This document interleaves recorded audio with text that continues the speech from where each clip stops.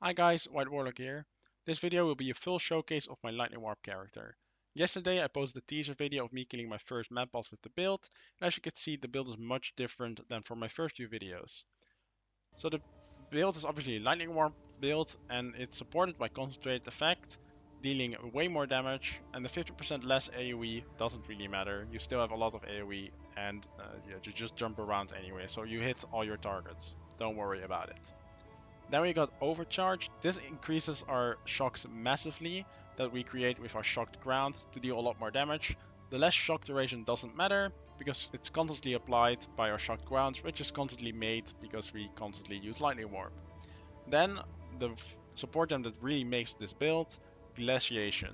So you would think Glaciation does nothing because lightning damage doesn't cause freeze buildup, so why would you support Glaciation? Well, we have an item that allows our Lightning Warp to cause freeze buildup, so the 50% more freeze buildup just makes our build work very well. I'll show that item in a bit, but first let's go to Ball Lightning, which is our main support skill. So normally when you would do Lightning Warp, nothing would happen, because you would need a monster that is in call range. However, if you use Ball Lightning, you can jump to the Ball Lightning with your Lightning Warp to cause it to consume the Ball Lightning, create the shocked ground and deal your damage. So to amplify that effect, we want as much projectiles for Ball Lightning as possible. So we get Scatter Shot and Unleash. We do not get Wild Charge because those get around in like a ring and we don't care about the ring, we kind of want to go in one direction. So I increase the cast speed of Ball Lightning with Arcane Tempo. However, for bossing, I would definitely recommend Deceleration because then you can use your Lightning Warp on the same location more often. While for mapping, it is nice to use it as like an additional movement skill to go further, so you don't really want Deceleration at all. Then we got 4 Spirit Gems. We got Blink. Blink is a improvement over our dash. So normally you would dash like this. However, with Blink, you go much further. Oh, that's a tree. You would go much further, and then you can get to safety more often, and you can stay alive more often. This is basically the thing that allows me to die way less. It is so good. I would definitely use it in every build I could. So this Blink is supported by Ingenuity to reduce the cooldown. However, we increase that cooldown again with Second Wind, so that we can use Blink twice if we really want to get away. You can't use Blink like your normal dash to use it all the time, but you don't really need to, because you teleport way further away. Then we got Archmage. This massively increases our damage. It is supported by Lightning Mastery, which is really important when you can get your Archmage to level 20, because that extra level is an extra percent damage. So you really need Lightning Mastery on Archmage. And then it's supported by Clarity for additional mana regen, because we have the Spirit, so why not use it anyways. Then we got a Cast on Freeze and Cast on Crit setup. So we use Cast on Freeze for when our Lightning Warp freezes an enemy, and then we consume that freeze by using Comet, which deals a lot of damage, improved by Biting Frost to consume that freeze to deal 50% more damage, and Elemental Focus to deal 24% more additional damage, but it cannot inflict elemental ailments, but that doesn't matter because the item that we use bricks like the cold freeze damage and makes it ignite, and we don't care about ignite damage, so elemental focus is just way more damage anyways. Then we got our cast on crit setup. So cast on crit this one is more for clearing, I would say, so we use another comet because it just deals a lot more damage. Then we support it with Spell Echo and Spell Cascade for a lot of AoE, but it still deals a lot of damage, but these are like our main 2 damage skills after our Lightning Warp. I also have conductivity here, but this is not really relevant yet, and I will talk about it later on the next video when I talk how to min-max this build. So let's go to the items.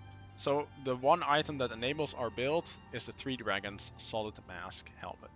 So the last line says lightning damage from hits contributes to freeze buildup instead of shock chance. So this allows our Lightning Warp to deal a lot of freeze buildup, especially with Glaciation support.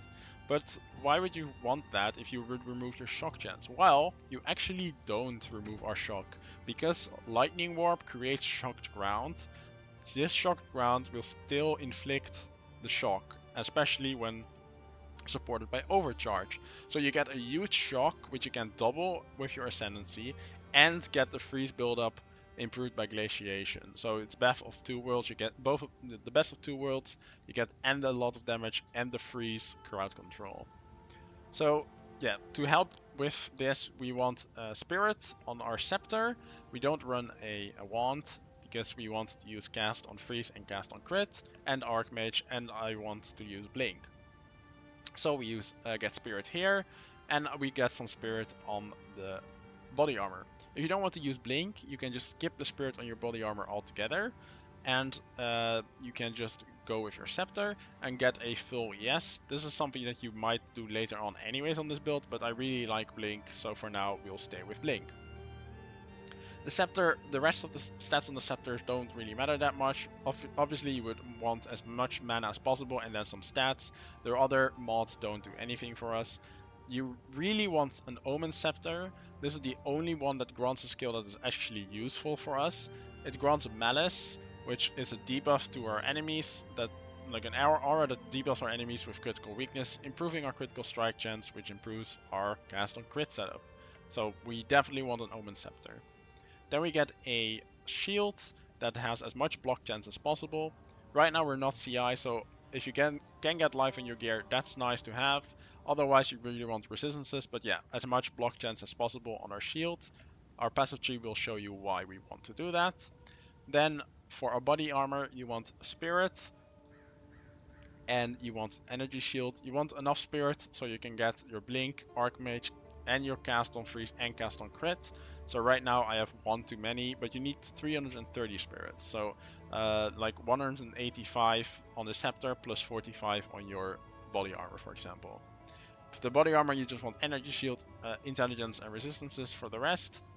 And you want to socket in 2 iron runes to increase the energy shield on the body armor, so that, for example, this energy shield just like this body armor grants me 1500 energy shield alone. Pretty good, right? Especially with like how much energy shield the tree gives you nowadays. It's pretty insane. Then for my amulet, I'm not upgrading my amulet because I want a unique Everlasting Gaze amulet. I will explain more about that item in the next video, but for now just take any amulet that just grants you like skill level or ES or resistances and maybe a little bit of cast speed. Cast speed is not as important in this build, so don't prioritize that. Just get some resistances on this, give a level or two, and get some energy shield. Then we use the unique ring Whisper of the Brotherhood. The reason I do this is because eventually in a few levels I'm taking Pure Power, which grants increased lightning damage per intelligence. I want to stack intelligence, and this lightning damage would only apply to Lightning Warp. However, if we get Whisper of the Brotherhood, the cold damage of our combat gets completely converted to lightning damage. So the Pure Power helps for that lightning damage. So that is the main reason for that. Then the other ring is really bad, but it's just for resistances and mana. This one doesn't even have life. It only has the 2 resistances on it anyways. So you could definitely get something better than this, but I'm almost rest capped anyways, so it doesn't really matter, and I want to upgrade the amulet first. Then for the boots, I don't care about movement speed at all because we have blink and we are a lightning warp build, so we're not moving that much anyways. Unless like the pack density is low, but that, yeah, fine. You want energy shield for now because we aren't CI yet. You want life and mana, and then as much intelligence as possible, and obviously your resistances. Then my belt is like a 1 exalt belt. It's just strength to get as little strength as possible on your tree to support your shield, and then maximum mana and some resistances as well. And for your gloves, you want life, energy shield, mana, and resistances. So those are the items. Then I'll go about the Ascendancy. So right now I only have 4 Ascendancy points. So these are the Arcane Surge nodes. So you'll always have Arcane Surge and Arcane Surge effect per mana. This just increases our cast speed and mana regeneration a lot, which you definitely need. The next Ascendancy node you really want to take is Strike Twice. This massively increases your damage. As I said, shock duration doesn't matter because we have shock ground, and having 2 times like 45% shock is insane. So Strike Twice is definitely nice. And then for the last skill, you can either go for Tempest Caller because we want to crit, but we don't have many support gems left. So we might not, especially if you go full 6-link on your main skills, so it might not be good enough here. And otherwise you can get, especially when you go CI, Heart of the Storm for more recoup. We don't inflict any exposure, so Scouring Winds doesn't do anything, and Heavy Snow is also, yeah, doesn't do anything for us either. So let's go through the passive tree. So this is for the non-CI version. In a later video I will show a CI version with obviously much different skill tree, but for now I'm taking spell damage, then I'm taking some cast speed, some more maximum energy shield and intelligence, then I'm taking the crit chance here, I'm taking energy shield and stun threshold here, maximum mana, and faster energy shield recharge and recharge rate, some more maximum energy shield regeneration rate, a mana regeneration rate and intelligence, then more mana recovery here, some nice crit chance here, then some nice crit chance here, some energy shield and intelligence, the mana nodes here, maximum mana, and spell damage per 100 maximum mana. Then afterwards you want to take pure power, but I'm not there yet. You want to touch the arcane as fast as possible, especially while mapping or while leveling. It is very important because you have arcane surge constantly, so this is a really nice buff. Then these are like just casual damage nodes that are really next to where we want to go anyway, so this is a lot more damage. Then some more energy shield and mana regeneration here, and some maximum mana on the node itself. And then we want to go here for our block chance.